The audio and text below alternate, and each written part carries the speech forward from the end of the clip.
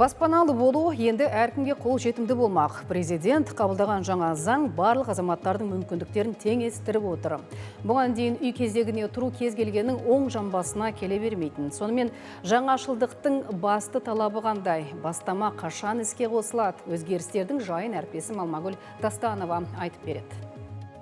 Тиыннан теңге құрап алғашқы жарнасын жинап үлгергендердің бірі Камила Макенова. Студент болса да баспана мәселесіне ерте қамданған. 3 жылдан бері банктегі есеп шотын үзбей толтырып келеді. Айтуынша өзгерістер баспана алуға оңтайлы мүмкіндік тудырып отыр. 21 жылдан бастап өзімнің шотымды ашқан болатынмын. Және де ай сайын белгілі бір қомақты сома аудару үстіндемін.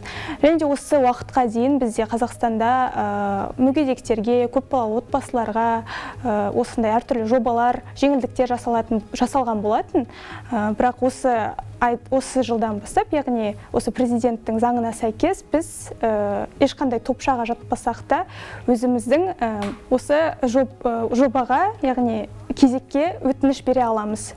Бұдан былай Камила сияқты 18 бен 70 жас арасындағы кез келген ел азаматы пәтер кезегіне өтініш бере алады. Басты талап соңғы 5 жылда өз баспанасы болмауы шарт, не үйі апатты деп танылуға тиіс. Жаңашылдық 6 айдан кейін толық іске қосылмақ. Тәртіп бойынша кезекке ұзақ жыл тұрғандар мен арнайы санатқа кіретіндер пәтердің кілтін бірінші болып алады. Мамандар үй үлестірер кезде табысқа аса мән берілетінін де ескертеді.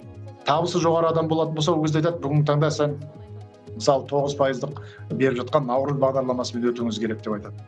Шынымен табысыңыз жоғары болса.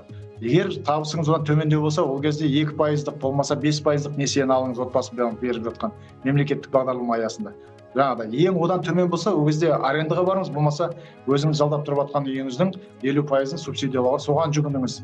Осындай бірнеше мемлекеттік қолдау шаралары барлығына ұсынылатын болады. Құжатқа сәйкес сатып алу құқығынсыз жалға берілетін тұрғын үйлерді енді жекешелендіруге болады. Азаматтар ол үшін жарнаның 30%-ын өтесе жеткілікті, қалған сомасын 10 жыл пайызсыз бөліп төлей алады. Қазір елде 50 мыңнан астам қазақстандық осындай тәртіппен үй жалдап тұрып жатыр.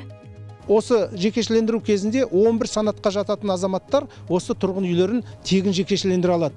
Ол Семей ядролық полигоннан зардап шеккен азаматтар, Чернобыль апатына қатысқан, бірінші және екінші топ мүгедектігіне жататын азаматтар, міне әскери қызметте 20 жыл істеген азаматтар және тағы басқа азаматтар үйлерін тегін жекешелендіре алады. Тұрғын үй саясатын реформалау отбасы банкінің электрондық базасы арқылы жүзеге асады. Осылайша азаматтар қағазбастылықтан, әкімдіктер бұрынғы міндетінен арылмақ. Сондықтан осы аралықта олар кезекте тұрған адамдардың деректерін банкке беруі тиіс. Алмагүл Тастанова, Жұлдызбек Ермұқанов, Атамекен бизнес.